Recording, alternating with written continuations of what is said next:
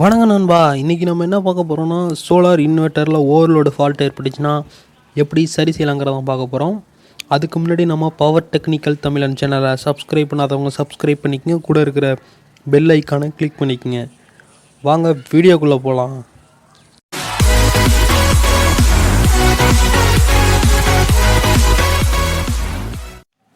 இன்வெர்ட்டரோட 2 டெர்மினலுமே பேட்டரியோட connect பண்ணியிருக்கேன். On ஆகலை.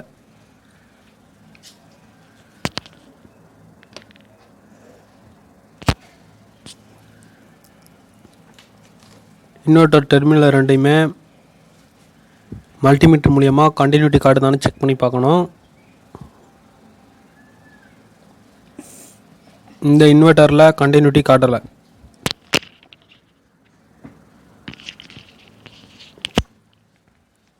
கவரை ரிமூவ் பண்ணிக்கிட்டு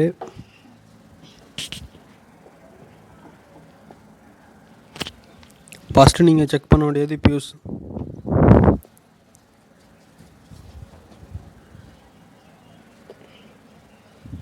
ஃபியூஸ் ரிமூவ் பண்ணி மெல்ட் ஆகிருக்கா அப்படின்னு செக் பண்ணுங்கள். இதில் மெல்ட் ஆகிருக்கு.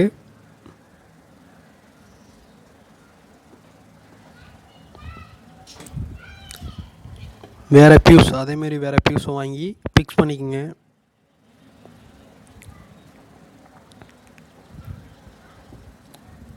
ஃபியூஸை ஃபிக்ஸ் பண்ணிட்டு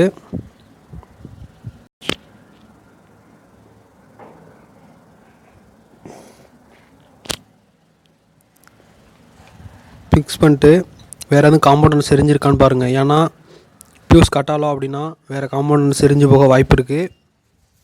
இது யாருமே சின்ன பசங்க யாருமே ட்ரை பண்ணாதீங்க. ஏன்னா இதில் அவுட்புட் 230 வோல்ட் வரும். இது யாருமே ட்ரை பண்ணாதீங்க. சின்ன பசங்க யாரும் ட்ரை பண்ணாதீங்க. இப்போது 2 டெர்மினலையுமே கனெக்ட் பண்ணி சப்ளை வருதா அப்படின்னு பார்க்குறேன்.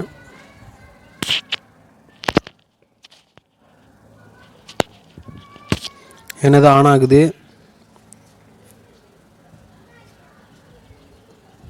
இதை பண்ணுறப்போ நம்ம கவரை ரிமூவ் பண்ணி வச்சுருக்கோம். அவுட்புட் வோல்டேஜில் கையை வச்சோம்னா ஷாக் அடிச்சிடும். இதை யார் பண்ணாலும் சேஃப்டியாக பண்ணணும்.